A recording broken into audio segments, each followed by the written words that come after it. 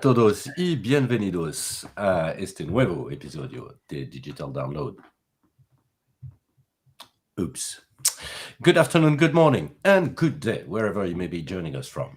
Welcome to another edition of the Digital Download, the longest running weekly business talk show on LinkedIn Live, now globally syndicated on TuneIn Radio through IBGR, the world's #1 business talk, news, and strategy radio network. Today, thanks, Tim. Today on the Digital Download, we are... It's Halloween, isn't it? Happy Halloween! Happy Halloween, everybody. Happy I can't talk with it on. All right, so as I said, today on the Digital Download, we are opening the crypt of your sales strategy for a special Halloween edition. For this special edition, I am joined by our panelists, of course, to discuss one of the most frightening topics in business, the sales pipeline. But before we kick off the discussion, let's go around the set and introduce everyone. While we're doing that, why don't you in the audience reach out to a friend, ping them, and have them join us. We strive to make the Digital Download an interactive experience, and audience participation, as you know, is highly encouraged. Tracy, do you want to kick us off, please? Hello, everybody. Happy Halloween. I don't know if there could be any different, more drastic difference between Tim's costume and my costume. But I'm a Care Bear today, Cheer Bear in particular, because we need to bring some cheer to our sales pipeline. What else? I am Tracy Forreston, founder of TLB Coaching and Events, a proud partner of DLA Ignite. And while I might generally hang out on the marketing side of the funnel, there's an equal amount of living dead that exists in there. So I'm sure we'll cover it all today. Excellent. I'm sure they are. Adam. Hi, everyone. I'm Adam Gray. I'm co-founder of DLA Ignite. And I decided not to wear anything Halloween-based today. I thought you were wearing a mask. Baboons. Thank you very much. So this is really interesting. And when you put the announcement together, Bertrand, and you said about the zombies in the pipeline, I thought that's a really good way of describing how this is for so many organizations. And I think it'll be an interesting conversation to have, because I think it's probably a challenge or a problem that affects everybody. Mm-hmm. And I'm sure we'll have the opportunity to discuss that at length. Okay, Tim. Hello, my name is Tim Hughes, and I'm the CEO and co-founder of DLA Ignite. And I'm famous for writing the book, Social Selling Techniques to Influence Buyers and Changemakers. And I'm really looking forward to opening the crypt and delving into the coffin of the witchcraft, which is the sales pipeline. We're looking. Is there anything good in the sales pipeline? It's hopes and dreams, crazy. Dreams and dead things. And myself, Bertrand Godillot, I am the founder and managing partner of Odysseus & Co., a very proud DLA Ignite partner, and I am wearing a, I'm in the color tone for today, let's put it this way. At least I like to think so. Okay, thank you so much, guys, ladies and gentlemen, sorry. Bertrand, can I ask a question, please? Yes. So I wanted to raise a point today, because Bertrand basically asked Gemini AI what it thought about him. And what did it say, Adam? It said he was a prisoner of his own brilliance. Which is it's a tremendous thing to have said about you, isn't it? Yeah. Well, every now and again you need a little bit of a push. Absolutely. And so Bertrand, a prisoner of your own brilliance. Yes. Well, according to Google Gemini AI. There, that's probably the the saddest thing about it. But although it knows a lot about me, so It does know a lot about you. You're a prisoner of your own brilliance. all right. I feel like we need a whole episode to dive into that. Let's get started, because otherwise, exactly, we'll but that was good. That was great mentioning. That was good mentioning, Tim. And I will talk about this further, I'm sure. So let's start with a foundational question for today, because I've got one. Is the weekly, or say monthly, forecast review just a ritual of collective lying? I'm sure there will be a reaction. Yes. Yes. Yes. Okay, that's a good start. Do any of us disagree with that?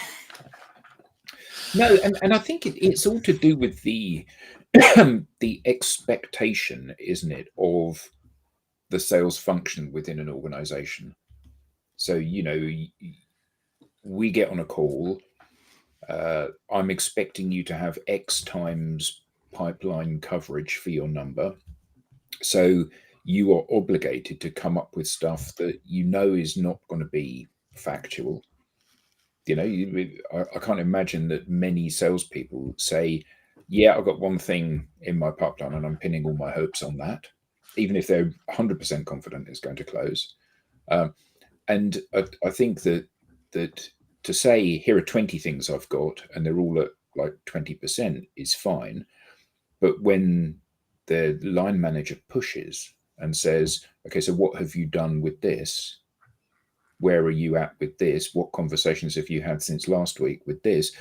It's an invitation for people to say, well, yes, I spoke to all of those people and they're all really interested in, and because that's the expectation, isn't it? And it's not the sales manager's fault, because the VP is saying to the sales manager, we need more stuff in the pipeline, and the SVP is saying to the VP, we need more stuff in the pipeline, and the CRO is saying to the SVP, we need more stuff in the pipeline. So that goes back down, and then sure enough, stuff comes back up. Although all of it is, as Bertrand said in or much of it is, as Bertrand said in the show announcement, they're zombie deals. They're deals that either aren't real, like a spectre in the night, or they're deals that have been in there for so long and they're there as a placeholder. Or you get ghosted. Or you get ghosted. Yes. There's gonna be so many jokes today, everybody. It's great. So like I always have wondered about this, honestly, from a marketing point of view, because then this folds up to marketing too, right? That we need 60 leads because we need to turn 60 leads into 20 opportunities, blah, blah, blah, blah. And like somewhere along the line, the actual like focus on the revenue gets lost, right? Like if we want to say we want to hit this revenue number and we get really busy deciphering this down into activities. So then I say, you need to do 25 calls a day. And then people get busy doing 25 calls a day. And I can prove to you that I did 25 calls a day. I just didn't get any deals. And I think this is where this like zombies get created, right? Because you're like, I need you to have 20 things in your pipeline. So you're like, I will put 20 things in my pipeline. What? If they're real or not, I don't know, but I will be able to tell you I put 20 things in my pipeline and then I will earn that $50 gift card because you told me every time I put 20 things in my pipeline, I earn a $50 gift card. So then we have like a weird, the behavior that we are encouraging people to do is not actually the right behavior. And we're rewarding them for doing the behavior instead of actually meeting our goals, which has always boggled my mind. Yeah, and I think the issue is, isn't it, that once upon a time, more calls, more dials led to more conversations, which led to more pipeline, which led to more revenue. And actually, maybe things don't work that way anymore. So, if Tim has got a number of 1 million that he needs to make, and he's got just one deal that's worth 2 million, and it closes, he's going to go on President's Club. And if he's so determined to close that deal, he basically moves into the client's office and acts like he's an employee in order that the client's 100% dependent on Tim to achieve their objectives. Tim can be like, sit with his arms folded going, yeah, this deal is going to close. The problem is that Tim's manager says, yeah, but what happens if it doesn't? And Tim's like, well, it is going to close because I've worked so hard it can't not close. And I think you're right, Tracy. I think, ultimately, the thing that's important is achieving revenue. If you're achieving your revenue, it doesn't matter how you do it, as long as you achieve your revenue. So, we know of somebody that's currently sitting at 170% of their number, and they're not making enough cold calls. So they're being told off by their boss. You're not making enough cold calls or sending enough emails. I'm selling almost twice as much as you expect me to. Yeah, but you're not doing enough of these KPIs. But what does it matter? And it's not a KPI, like an actual key performance indicator, if it has no relationship to the revenue. No. But Tim always talks about how skilled salespeople are very good at playing the game. So, you want 10x pipeline coverage. So I'll give you 10x pipeline coverage. Well, yeah, but actually 10x pipeline coverage should equal 10x revenue, shouldn't it? If you're able to close these things and they're proper deals. But isn't that the assumption here that, volume will lead to results? So, I don't want our audience to believe that we're that naive, right? We understand that there is a political aspect, or at least I think I'm deeply convinced that there is a political aspect into the way you report your forecast, of course. But then the question I have always had is it's a little bit like when you enter a golf course. At the end of the day, the only thing that counts is how much strokes you've made, not how you made these strokes. So the question, I think, is really about incentives. Every single salesperson, the directors, VP, are all incentived on revenue. So why on earth do we have that many zombies? I feel like maybe there's a component of control here, like the command and control structure that exists in traditional business, where I, as the sales leader, have to know with certainty, which there is in fact none of, what is in the pipeline, so I can report it up to my people so they can make with certainty a decision about what is going to happen next.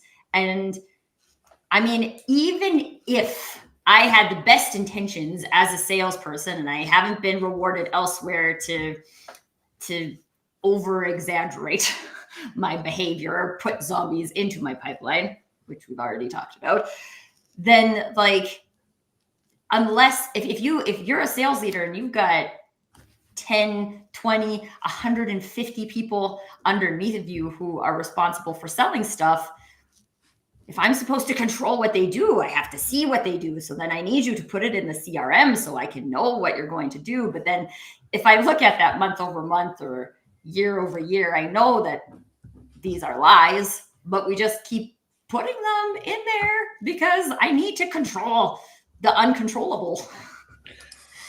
I mean, I remember Tim talking ages ago about, and the reason I'm mentioning you, Tim, is because I don't want to steal your thunder for this. Talking about doing a deal review with a bunch of salespeople and saying, how many connections have you got inside that company? And they're like, well, I got 2. And Tim folds his arms and says, well, that's not going to close then. Yes, it is. No, it isn't, because nobody knows who on earth you are. And I think that's. I pissed off one of our clients because I said I attended the forecast meeting, and it was Domino's Pizza, and they were forecasting it to close, and I said it won't close because the person didn't have any connections on LinkedIn. Oh yeah, but the MDs met them, and yeah, but you've got no relationship in that. It didn't close. Yeah, and I think that one of the things that's really interesting, isn't it, that often not salespeople, but sales functions want to spread their bets. You've only got a finite number of hours in the day with which you can build relationships and gain insights on the people that you're trying to sell to. So is it better? Have you got more likelihood of closing a deal or more surety, perhaps, of closing a deal. If you've got 2 deals where you have a good relationship with 50 people in each of the 2 deals that you're trying to close, or 100 deals where you have 1 person in each of those. Now, you may get the same revenue from either route forward, but the 100 companies where you've got 1 relationship in each does feel rather like spinning a roulette wheel, doesn't it? You know, it's like, so one of these is going to close because statistically, one of them is going to close. It's a bit like astronomy, though, isn't it? Which is what you're doing is that you're using it to try and predict the future. One of the measures of sales leadership is, as in your professionalism, is an ability to, in effect, predict the future. And that's about you understanding the humans. I know that Tracy tends to forecast stuff. I know that Adam underperforms forecasting stuff, and trying to get that balanced out. Because at the end of the day, as a sales leader, when you go to the board, what they're looking for is for sales forecast accuracy. Well, predictability and contribution. Yeah. Because the company is going to be making decisions. Do we hire people? Do we fire people? Based on what you come to the board. And if we know, it only takes you can lose your professionalism in 3 months by basically coming to the board and forecasting something that doesn't happen. And at that point, you say, well, I just don't believe anything in the sales leader is talking about. So I think one of the other things I've seen happen there is that like people will put something in the funnel because they're actively working on it, but then they will move on to something else. And so they're not actively like nurturing this account anymore. So this is another reason where there's a lot of like 20%, right? Like I do. And I could probably go back to that and say like, yep, I would say that one's still at 20%, except now the close date is like a year out because I haven't nurtured it. And then I think that comes back to the behavior that we're rewarding internally. Do we want a lot different projects at 20%? And I don't have time as a salesperson to nurture these things or build up my relationship ecosystem within a target business. I have to move on to the next thing. So it's and I think that the quantity is a comfort blanket, isn't it? Because we all sit there and we make we all have those ratios. If we have 5 of those, then it will close to one of those. I've just noticed a comment from Mark Woodhams has come in. Yeah, and we'll go for it because I've not read it completely, but I like. I used to work with Mark in a very large US software company. So Mark says, you want to read it, Tim? Yeah. The way in which a buyer buys has changed phenomenally over the last 5 years, yet our desire to measure in the same way has not. Even to the point where I have experienced managers forcing reps to inflate their pipeline and then blaming the rep for failing to deliver. I've seen it as well, Mark. It's a crazy situation built on fear and little understanding. My belief is that we need to create more time for the rep to sell. Yes, we need some data, but the balance has shifted too far, in my opinion. Yeah. with the like, Emoji there. yeah. Spot on. Absolutely Emoji. spot on. Spot on, yeah. Which by Great the way, comment, Mark. Thanks, and thanks for watching. there's probably something that doesn't change, and that's the close rate, which I think is one of the most probably is one of the ingredients for pipeline coverage. So I think the close rate goes down, because at the end of the day, fewer salespeople make their number now than at any point previously. which therefore means that coverage goes up. Absolutely. so therefore your close rate goes down because now you're forecasting 10 times your number rather than the 5 times you were, but you're still not making your number. And I think that it's as if this idea that Tim's performing at 80% of his revenue objectives at the moment. So if I ramp up his number by 50%, he'll sell what is at today's number 120% of his number because he'll add 50% to the number. And that the assumption for that is that the reason Tim's at 80% is because he's sitting with his arms folded watching daytime TV, and you just need to motivate him to do more work. The reality is that he's working absolutely flat out to get that 80%, and he's overquoted, and the product's not competitive, and he's so manacled and shackled by the processes that have been put in place. You have to make 50 calls a day, you have to send 50 emails a day, you have to put people into this cadence, these are the words you need to use on your call, and all of that stuff, which turns Tim from being Tim into being a corporate drone. And at the end of the day, what we've all learned is that the thing that makes Tim effective is being Tim. Some people like it, some don't, but at the end of the day, that's his only USP. So when Mark and I worked together, we had a sales force of 69, 7%, 7 people always made 200%. You knew who they were. And exactly what you said, Adam, you had to keep the corporation away from them. They had to get certain sign-offs and certain things, which, but you had to keep the corporation away from them, and they would do one deal. All of the other people who were not going to do their number, it was always a numbers game. And so as a leader, you were in a situation where in one place you're having to run inspection on certain individuals. On others, you knew that they're going to do 200%. If you inspected them, they'd walk out of the business. So it's a really difficult balance to get in terms of understanding the people. Also, some other facts you'd like, I thought I'd give you. Of the leads that came into the CRM at 30%, 80% of those closed to win. Of the business, of the forecast, and it was about $1 or $2 billion dollars. Of that, 80% of it was at 10%, and none of that closed.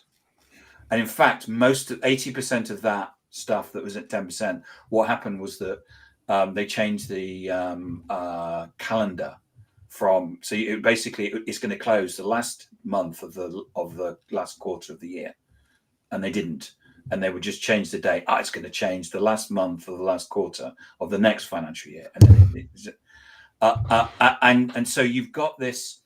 You're from a leadership perspective, you've got this massive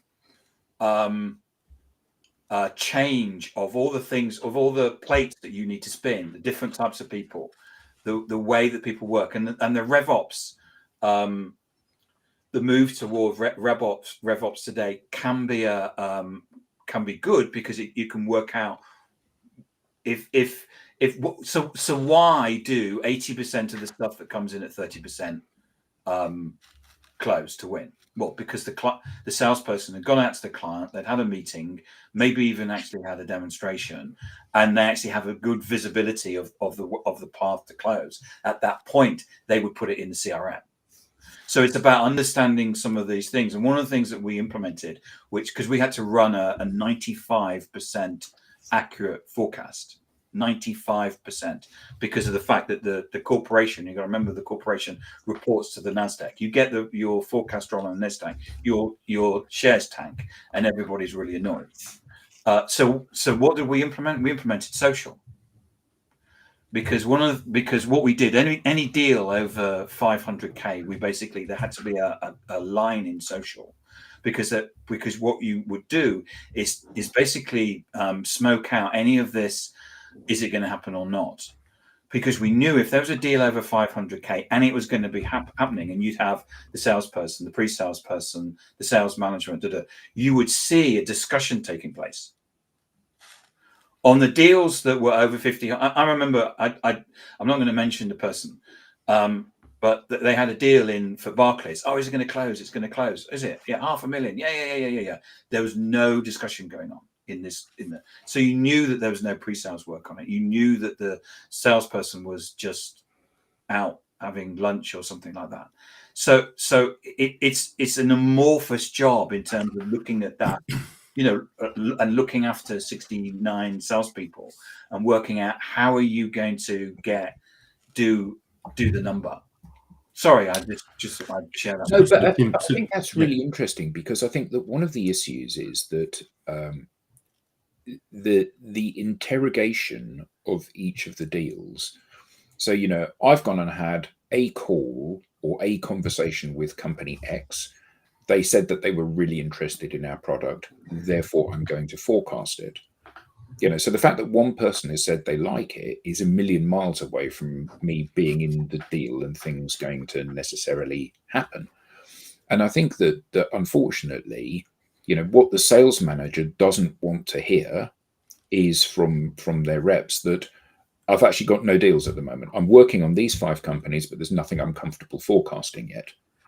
What they want is, I've got 10 deals that I'm forecasting, even though there's no chance of any of those deals going anywhere at this stage. They maybe will at some point, but at this stage, I can't pin my hopes on any of those. So rather than saying, I've got nothing, it's a case of, well, I've got loads of stuff. I've got an embarrassment of riches here, and I'm just trying to work out which one's the most likely one that I need to pursue. We did actually have a sales leader come to a board meeting saying they didn't have anything to forecast. Did you? Yes. How was that received? What you'd expect. Like, so what's paying you basics? You're all getting a basic salary, but you're not bringing. There's money going out for the company, but nothing coming in. How does this work? Yeah. Just a quick. Well, I'm not sure it's going to be a quick one, but anyway, no, because I do believe that there is something that we need to discuss, which is qualification. Because one of the things that you said, Tim, around the fact that if that deal is going to close, then there is a lot of activity between people internally, discussing, and that's so. Does that mean that there is the need for a change in the way things are qualified? If Well, if I they would are say in the right fir- now- if they are in the first place. Well, and I think like qualification, I find interesting because I do feel like this falls into marketing as well, right? Like we do this and then we have a marketing qualified lead and then we turn it into a sales qualified lead, and there's like weird qualifications that are going on, right? Like what is a qualified lead? And I think there's, again, especially now that we've layered in a lot of technology into these things, there's a lot of ways that you can say like, well, I've have 7 meaningful interactions with this person, and therefore that makes it qualified. And we want to like get very technical about how we can use the systems to qualify a thing. So then I want to demonstrate within the system that that thing is moving along, or that it is being qualified. But I think we can all attest to, like, I can have 7 conversations with one person and it not be qualified, and I can have 2 conversations with another person and it be qualified. So I think that there is the level of automation has confused that, but also the inherent, I'm gonna come back to the uncertainty, right? And unpredictability is that how I am as a human can resonate much stronger with another person, and we can move through a thing very quickly, or they have a more urgent need, or they're actually trying to get rid of some budget, right? Like, I got leftover budget and I'm trying to spend this and I need to spend it in the next 30 days. Awesome. Let's talk about it, right? Like I've had clients that I got in 30 days, and I've had clients that I nurtured for 8 years.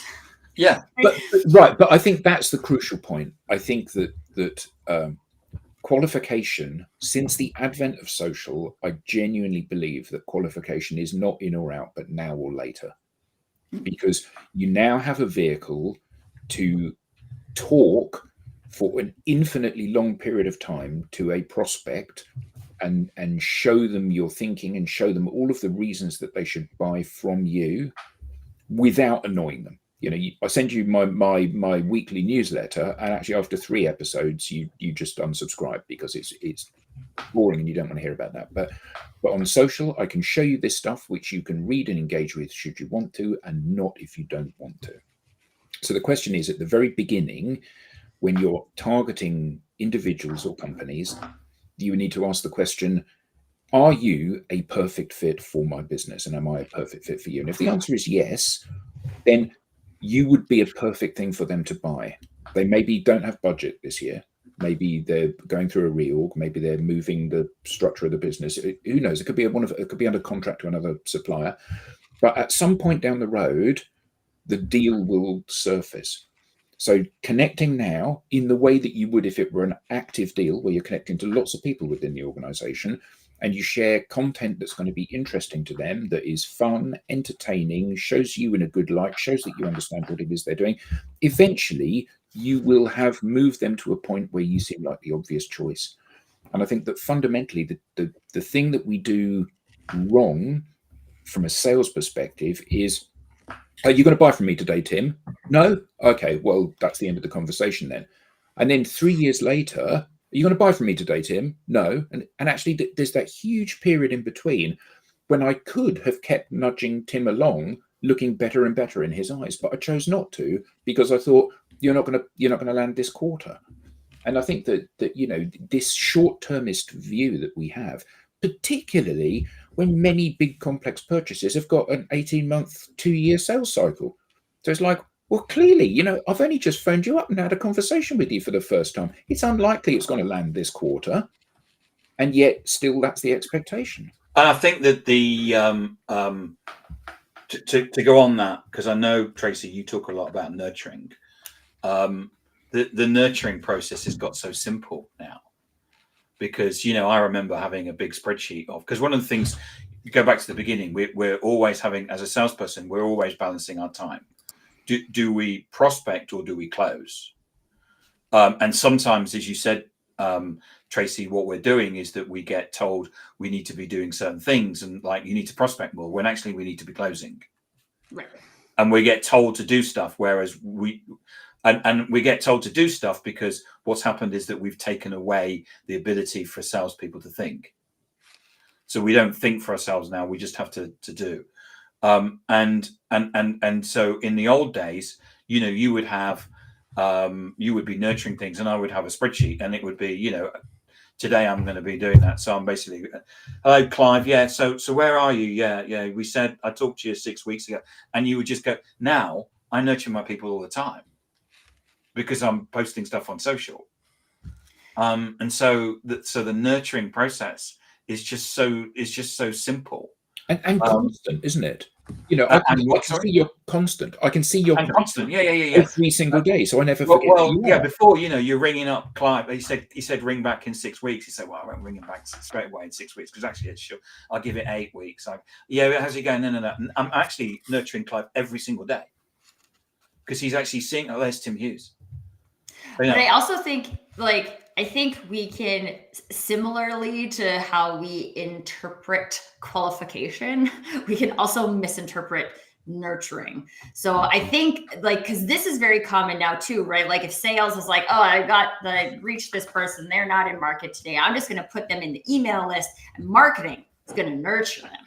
Or this email newsletter that we send out once a week is going to nurture them. Sorry, folks. That isn't nurturing anything.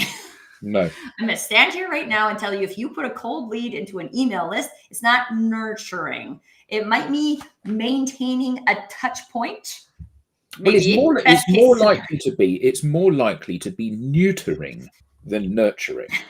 Because at the end of the day, how many of us, we see something and we go, that's interesting, I'll sign up for that newsletter.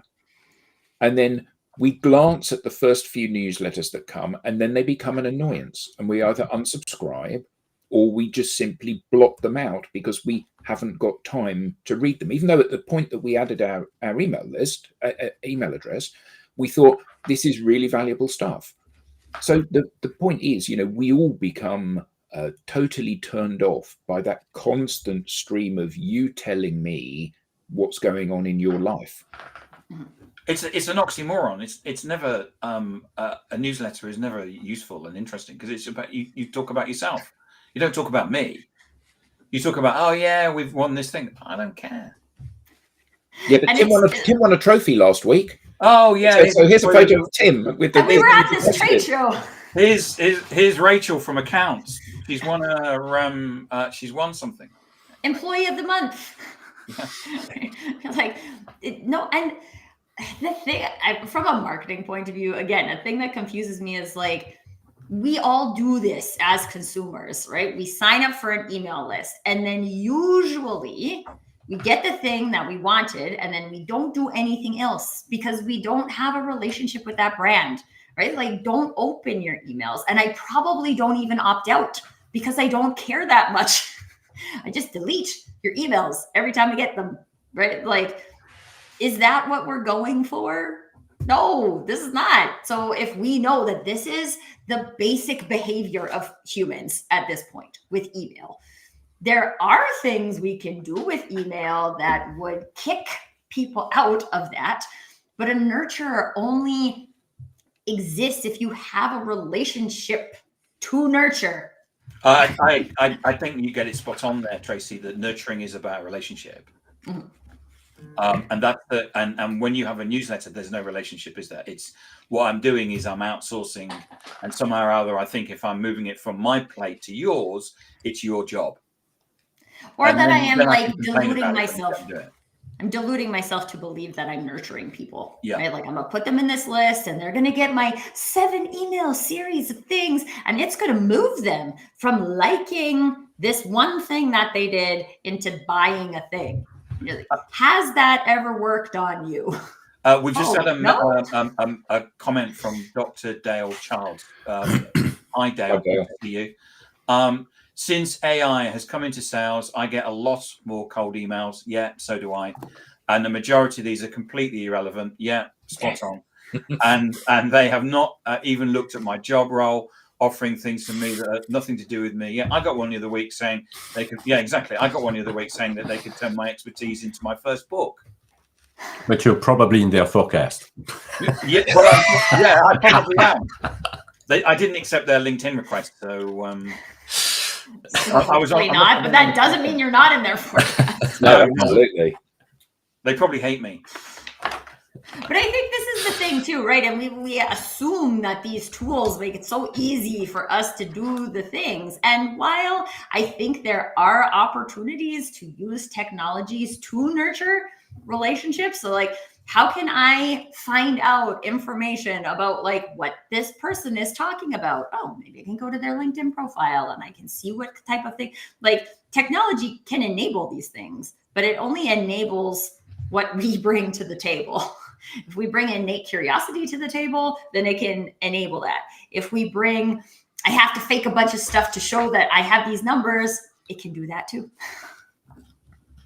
Yeah, I mean, I think that one of the things that, you know, Tim and my work with the ISP, you know, Andy Huff, who's the founder, has got a huge amount of data and research at his fingertips, and conversations with him always kind of end up with those aha moments. So, you know, fewer than ever salespeople make their number today, and yet we spend more and more on sales tech to support salespeople to make their number. And the question is, you know, is the sales tech actually helping the salesperson sell more, or is the sales tech helping the organization to report the things in the pipeline more effectively? So, you know, one of the things that amazes me is like Tim said about the 7 people that always made 200% of their number. You know, those are the people that need air support for them to go out and do their thing. And one of the things that amazed me when I joined a large American software company that shall remain nameless is I thought, I'm moving into an environment where they pay really well, so I'm going to be surrounded by brilliant people. And I wasn't. There were brilliant people there. You were with me and well, you Bertrand. Yeah. No, but my point is not that everybody wasn't brilliant. Sorry, Tracy. It's a bit of a mafia, isn't it? But some people were brilliant, but many people weren't. And a lot of the processes that were put in place were catering for the lowest common denominator. You know, so here's what you need to say in this environment, Tim. Here's what you need to do. Here's the things you need to send people. This is when you need to send them. And like you said, Tracy, you know, some people you've been nurturing for 8 years. Some people they close in 30 days. And the fact is that if you have to put people through a cookie cutter process, it doesn't legislate for the fact that everybody's in a different environment, everybody's got different needs, and everyone's a different person. And I think that one of the things that's amazing is that we've got all of this generic stuff to support people. These are the trigger words that work really well. These are the trigger words that work really badly in a telephone conversation. That's nonsense. Because Tim has a different lexicon of words to Bertrand, who has a different lexicon of words to you, who has a different lexicon of words to me. And you're at your most compelling when you're using your words to articulate something, not someone else's. What? Isn't it marketing's job to just create a script for you guys that you can all read and it will work exactly the same for every person and every lead? We'll all be on brand, won't we? Then I know as a leader that you're all saying the right thing. I can know as a leader, you're all saying the same thing. But you can probably also see that in your revenue numbers. Okay, so one of the things that just comes up to my mind is obviously when you, and that's probably for the sales directors listening to that conversation, when you take over a new team, when you take on, I suspect, a new team, obviously you look at their forecast and you're probably, most likely you're going to remove the zombies. So why does that start again over and over again? Because after a period of time, they will come back. So are there anything that we can advise or maybe recommend or we think is appropriate for avoiding the zombies to come back? I mean, I don't think it's the easiest thing, to be honest, because the zombies end up in there because that is our behavior. And so even if you come in as a new sales leader, if most of your team was there, they have their behavior that is in place already. So creating human behavior change is not the easiest thing. That I often use the phrase corporate trauma, right? If you have a new person coming in, like they think this environment is going to be like their last environment. So they behave in a way that matches the last environment, which may or may not culturally align with what you're trying to accomplish as a leader. And so, I mean, there's opportunity for alignment on that. But if you're trying to like coach people into behavior change, first of all, I think you have to change how they're looking at it, which means you have to know how we're looking at it, right? Like, I don't know your past leader. Were they really obsessed with this number of calls that you did a day? I came into this scenario, right? So I was a interim VP of sales and I came into this department and everyone was just 25 calls a day. And I was like, no one's selling anything. So I don't really care if you're doing 25 calls a day, right? Like that's clearly not working for you, right? So what would work for you? And I did this do what you want week. And I was like, you guys are all professional salespeople. I believe that you can sell stuff. So how about you do it your way for a week and we'll see what happens. Worst case scenario, we have no meetings booked anyway if we keep doing it this way. So the risk is non-existent. So let's just try it. And it was really interesting to see because they were like, really? And I'm like, yes, I'm not even going to look at the number. I don't care how many calls you made. I'm going to see how many like meetings you booked, right? Like that's all I care about. I want to book meetings. What do you need to do to book meetings? I don't care. And like we went from 0 to 3 meetings in 1 week because people were doing what they would do.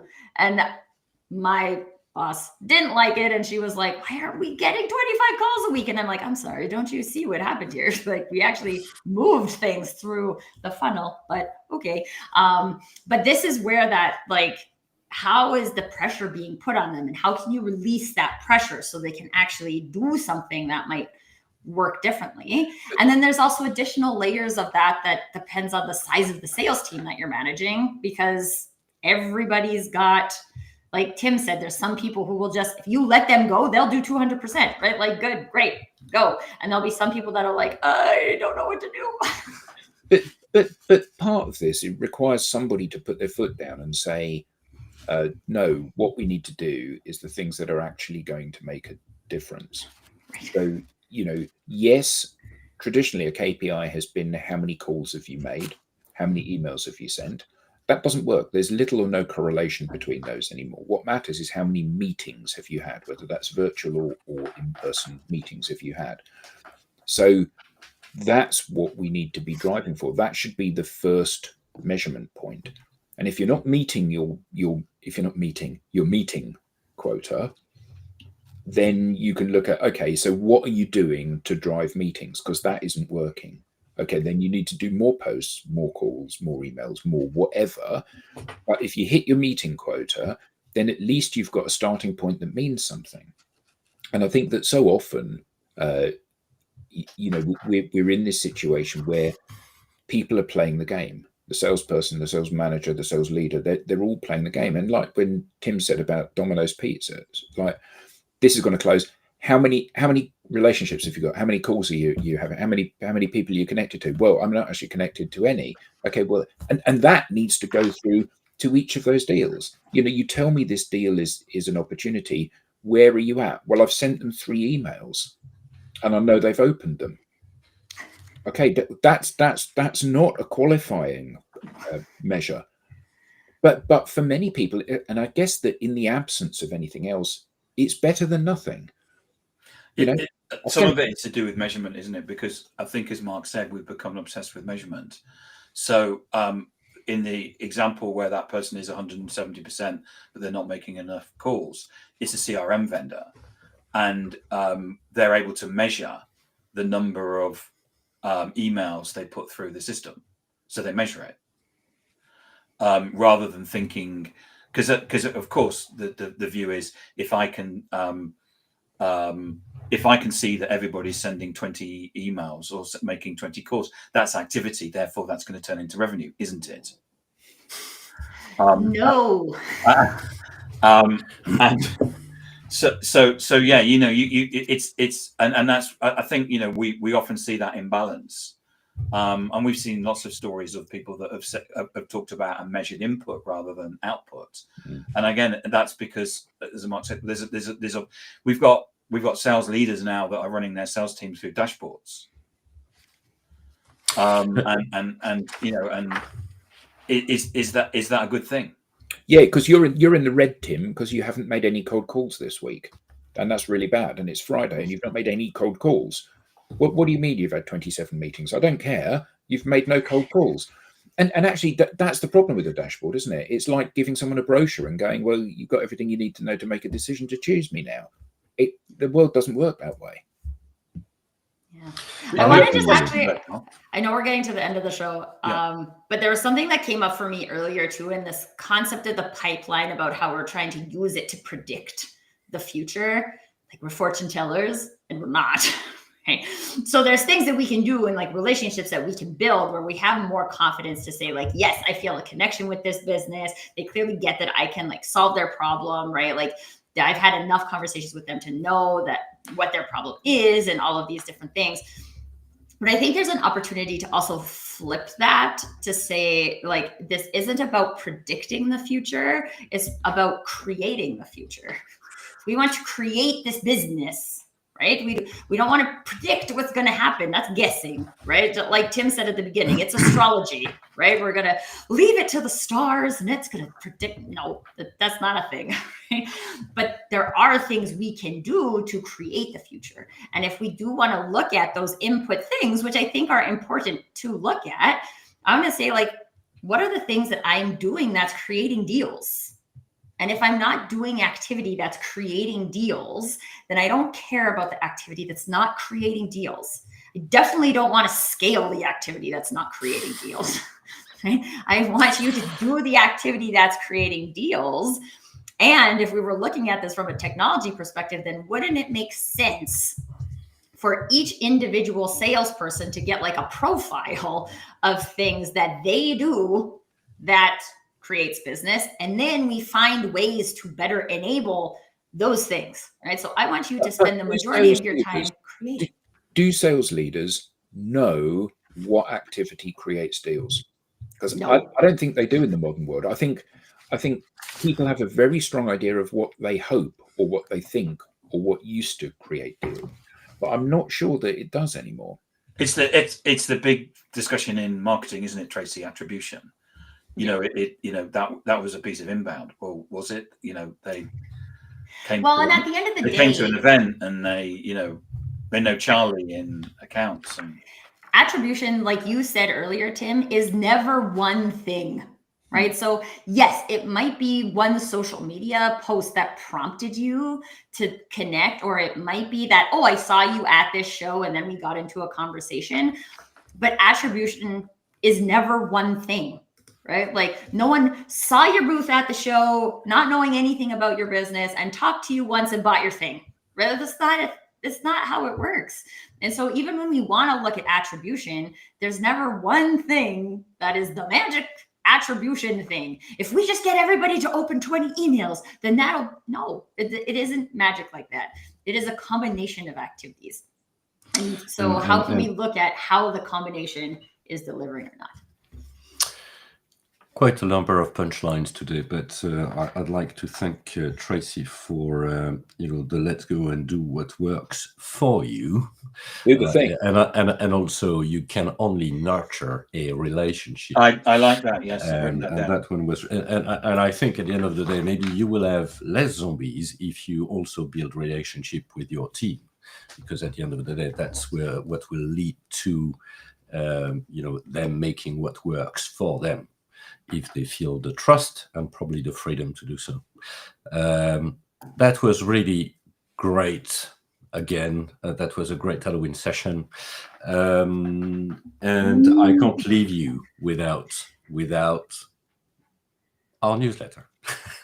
And I do apologize because it splashes on your faces, Tracy and Tracy. Cracking show.